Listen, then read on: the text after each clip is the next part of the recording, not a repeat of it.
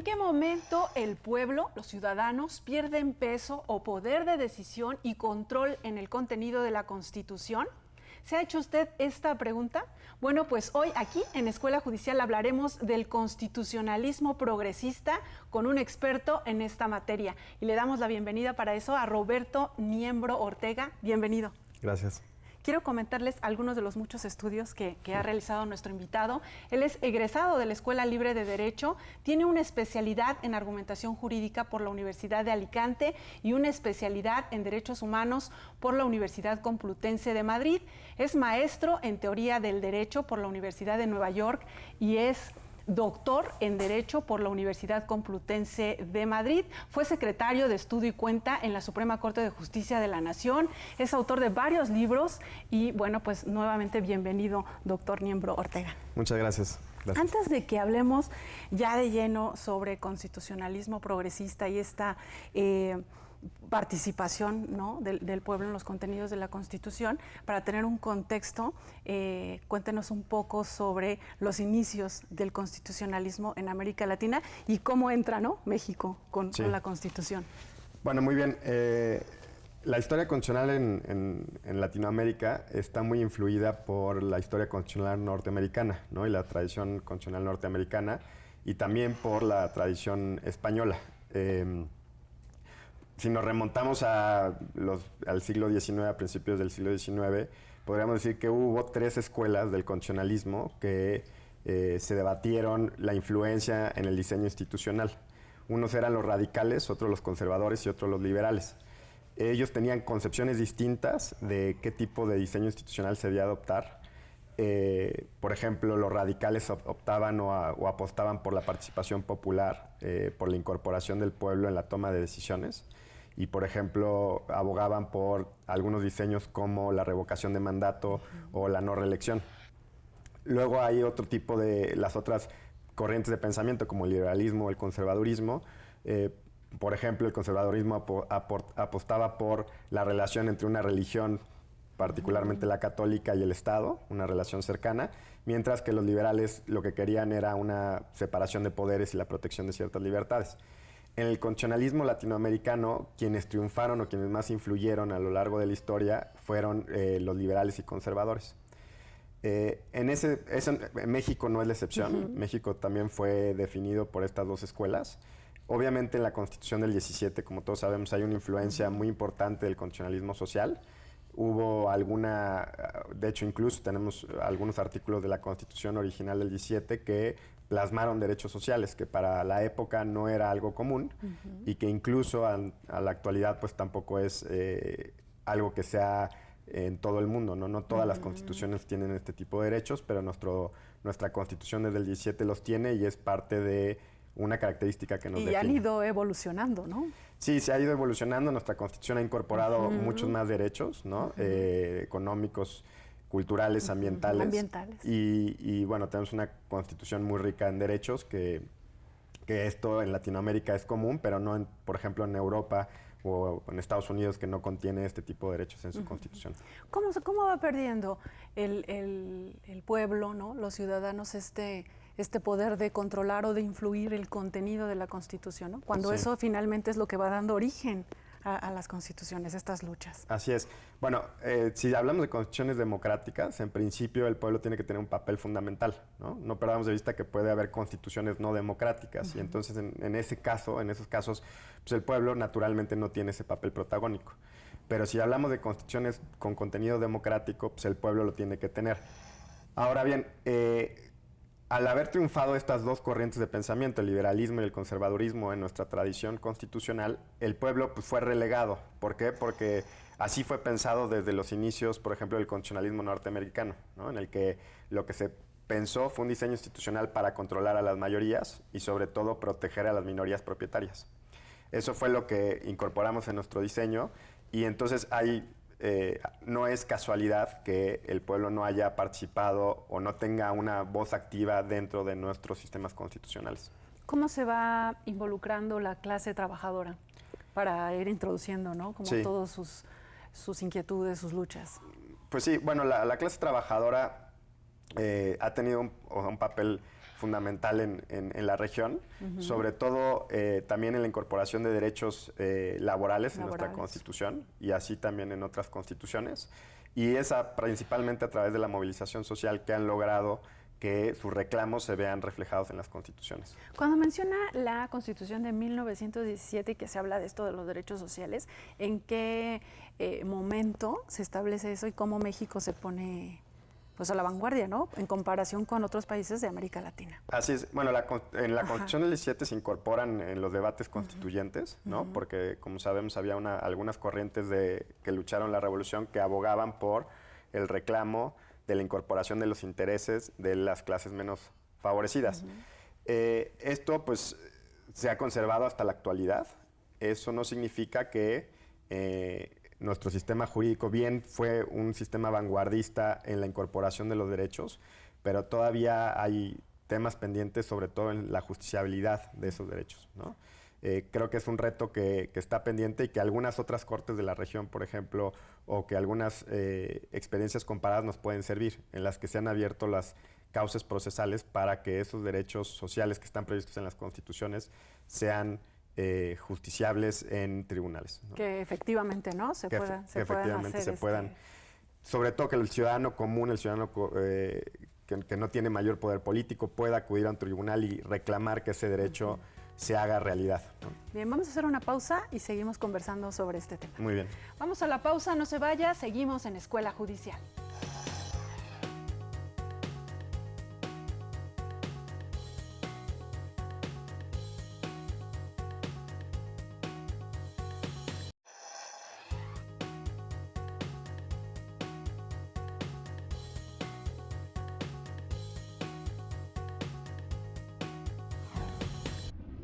Ya estamos de regreso y seguimos conversando sobre constitucionalismo progresista y precisamente fue el tema de un curso que se impartió aquí en el Instituto de la Judicatura Federal. Cuéntenos, doctor, ¿de qué se trató? Muy bien. Bueno, el curso duró una semana. Fue impartido para jueces y magistrados y jueces y magistradas del Poder Judicial de la Federación. Se hizo en 5 días y el contenido fue pues, básicamente explicar cuáles son los compromisos del constitucionalismo progresista. Identificamos que el constitucionalismo progresista tiene 3 compromisos fuertes. Uno, con la libertad entendida como autonomía personal. Segundo, con la igualdad en la distribución de recursos para que realmente haya oportunidades efectivas para todos y todas, y con un compromiso fuerte con una concepción robusta de la democracia, ¿no? No una concepción minimalista, sino una concepción entendida como que implica deliberación pública y participación de la gente. Esa fue la primera clase, la introducción, y luego se tocaron temas en los cuales está vinculado con una concepción amplia del constitucionalismo progresista. Por ejemplo, se tocó el tema del constitucionalismo transformador, que es una corriente que surge a partir de la transición sudafricana. Vimos cómo ese fue uno de los conceptos que guió la transición sudafricana y cómo se esperaba que el derecho era una herramienta de cambio social con una dirección participativa, igualitaria y democrática. También vimos lo que es el constitucionalismo autoritario, que es una discusión actual en algunos otros países, sobre todo por la regresión que ha existido en democracias consolidadas en otras partes del mundo. Y también, por ejemplo, se vio lo que es el nuevo constitucionalismo latinoamericano, que es lo que se ha denominado como el fenómeno constitucional que surgió a partir de los momentos constituyentes de Venezuela, Bolivia y Ecuador, que presentan particularidades muy interesantes, sobre todo porque incorporan mecanismos de participación popular directa que no son tradicionales o parte del constitucionalismo clásico liberal democrático. Y pues básicamente ese fue el curso. Se vieron las distintas escuelas. También vimos, por ejemplo, lo que es el constitucionalismo popular, que es una corriente del constitucionalismo norteamericano en el que se aboga porque los ciudadanos de a pie tengamos la posibilidad de participar activamente en la interpretación de la Constitución. Entender que la Constitución no es un documento que solo debe ser interpretada por algunos y algunas expertas, sino que es algo que nos corresponde interpretar y aplicar a todos. Siempre ha sido, obviamente, pues como su libro de texto, ¿no? De lo básico de los juzgadores, pero un poco más a partir de la reforma de 2011, ¿no? Sí. Que ya se da este control de la Constitución por parte de todos los juzgadores. ¿Cómo le sirve este tipo de cursos al operador jurídico ya en su día a día, ¿no? Sí. Usted también en su experiencia como secretario de Estudio y Cuenta, por ejemplo. Bueno, yo creo que es sumamente relevante que los operadores jurídicos que en alguna medida tenemos relación con la aplicación de la Constitución, con llevar a cabo control de constitucionalidad, ya sea apoyando a los titulares o siendo los titulares mismos. ¿Por qué es relevante? Porque así entendemos de dónde proviene el ejercicio del control constitucional, ¿no? Creo que lo que logra explicar un curso como estos es que, primero, pues de dónde viene una institución como el control de constitucionalidad, cuáles son las objeciones democráticas que se han discutido a lo largo de la historia y cómo es que también al llevar a cabo el control constitucional los jueces, juezas pueden participar activamente en el cambio social, ¿no? Sobre todo, por ejemplo, si se toma en cuenta la perspectiva del constitucionalismo transformador, pues cómo el ejercicio del control constitucional conlleva una visión progresista de la aplicación de la Constitución con el fin de que la Constitución se haga realidad, ¿no? Ya que tenemos una Constitución que sea un texto vivo, dice, que sea un texto vivo y que además cambie la realidad del ciudadano, ¿no? Entonces, yo creo que eso es lo que permite que el ejercicio del día a día, el ejercicio cotidiano de la función, tenga un sentido que supere la cotidianidad, ¿no? Que tenga una filosofía en alguna medida o o le dé algún sentido global de lo que estamos haciendo. Y podríamos ir como encaminando después de esto que usted menciona, algo que ha mencionado el ministro presidente, de que a través de estas sentencias de los impartidores de justicia también se establezcan como esas políticas sociales que impulsen la transformación, ¿no? El cambio social. Así es. Yo creo que los jueces y juezas tienen un papel fundamental y en ese sentido ser conscientes de las distintas opciones que hay o de las distintas corrientes ideológicas o corrientes teóricas sobre el ejercicio del control constitucional es importante para que cuando se ejerce el control constitucional pues se tenga claridad de que se está optando por una u otra decisión enmarcado desde este punto de vista, ¿no? Cuando diseñan algún curso aquí en el instituto, se plantean ciertos objetivos y cierto perfil, ¿no? De cómo ingresan y de cómo se espera, ¿no? Que terminen los alumnos. En este caso, ¿cuáles fueron esas características, ¿no? Los alumnos que estuvieron en este curso, ¿qué fue lo que obtuvieron, digamos? Pues sí, yo creo que lo que obtienen son esas bases teóricas necesarias que permiten comprender y tener un panorama amplio de cuáles son las experiencias también comparadas, porque dentro de estas corrientes que mencioné de lo que consistió el curso, pues se mencionan experiencias de Colombia, que su corte fue muy activa durante la etapa de la transición, en esta dirección democrática, participativa e igualitaria. También la Corte Sudafricana, ¿no? Se mencionan experiencias, por ejemplo, de otros países de la región que si bien han tenido momentos estelares, por ejemplo, en el control de convencionalidad, pues ha habido un cambio en su política judicial. Entonces, lo que nos permite también es ver cómo otras cortes o cómo otros tribunales constitucionales han llevado o han transitado de una sociedad podríamos decir autoritaria a una sociedad más democrática, ¿no? Cómo han ayudado a pasar de una cultura de la autoridad a una cultura de la justificación. Y que haya más participación, Así ¿no? es. De la sociedad. Vamos a la pausa y regresamos con las conclusiones de nuestra charla. Muy bien. Vamos a la pausa, regresamos.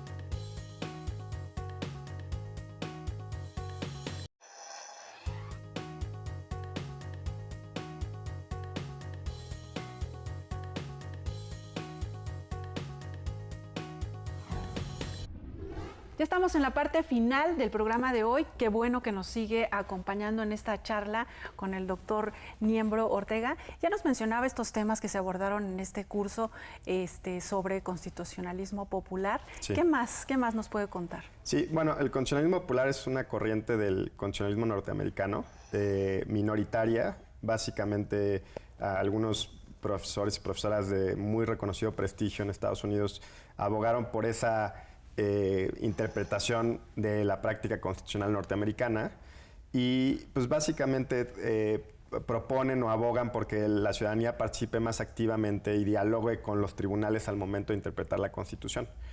Lo que se oponen es que solo haya un actor en la interpretación constitucional y lo que quieren es que la ciudadanía en general se sienta empoderada para interpretar su Constitución, al ser una Constitución de carácter democrático. El constitucionalismo popular ha propuesto distintos diseños institucionales para llevar esto a cabo, ¿no? Por ejemplo, han abogado por la instauración de audiencias públicas en casos de litigio estructural en Cortes Supremas. Cuando hablamos de litigio estructural es un caso que sus implicaciones van más allá de la disputa individual que existe, ¿no? O del caso concreto que... Exactamente. Por ejemplo, en el derecho comparado existen algunos supuestos, por ejemplo, la contaminación del riachuelo en Argentina, que es una disputa sobre el medio ambiente, pero que involucra o afecta a muchos más ciudadanos que los que son parte en el litigio. Entonces, y que además requiere de una aproximación estructural por parte de la administración pública para solucionarlo. Y que son soluciones que muy probablemente el juez o las juezas no pueden dictar por sí mismas, sino que necesitan entablar, por un lado, un diálogo con los ciudadanos afectados y además con el poder público. Entonces, lo que abogan es porque el mismo tribunal sea un espacio de deliberación para que se pueda llevar a cabo esa solución, ¿no? En conjunto. ¿Podríamos hablar de un ejemplo aquí en México? Claro. Porque una audiencia pública que se llevó a cabo fue el caso cuando se decidió la constitucionalidad de la despenalización de la interrupción legal del embarazo, ¿no? En el caso del Distrito Federal, entonces Distrito Federal. En ese caso, la Suprema Corte convocó a audiencias públicas en la que participaron distintos actores, expertos, ciudadanos, para dar su opinión sobre el tema, ¿no? Y entonces aquí lo que una Corte Suprema está haciendo es incorporar distintas visiones con el fin de que la interpretación constitucional no sea en un tema tan delicado, en un tema tan complejo, no sea solo una decisión tomada por los jueces, sino que además escuchan distintas perspectivas, ¿no?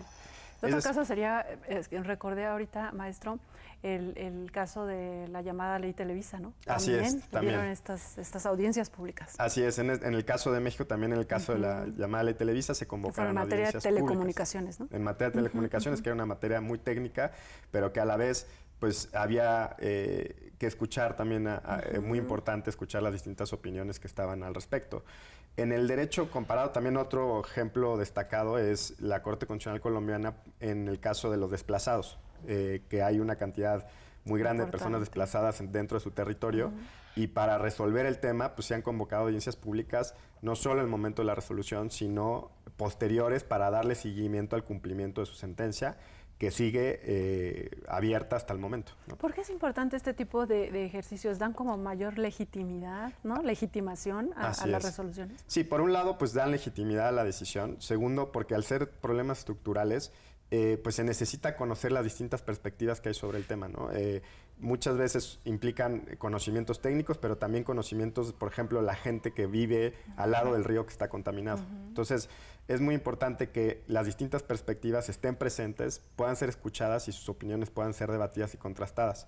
Por eso es que en temas como estos se convoca a ese tipo de audiencias. Y para que se logre esto, no solamente, quiero pensar, se requiere de esta apertura de los tribunales o de los juzgadores, también de esta interés de la sociedad de participar y de estar familiarizada, porque no van a ir a exponer cualquier argumento. Así es. Bueno, yo creo que en general la sociedad cuando es convocada tiene interés en participar. Obviamente esta no es una práctica que se da en todo tipo de casos, ¿no? No es que en un litigio entre partes muy particulares se va a convocar a toda la ciudadanía, porque esa no es la lógica de las audiencias públicas. Las audiencias Eso públicas, es un punto muy importante. Así es. Se convocan en litigios sobre todo de carácter estructural o en los que hay desacuerdos profundos muy fuertes, en los que además, por ejemplo, el caso del aborto, y en el que distintas perspectivas pues tienen que entrar a debatir y a contrastar, ¿no?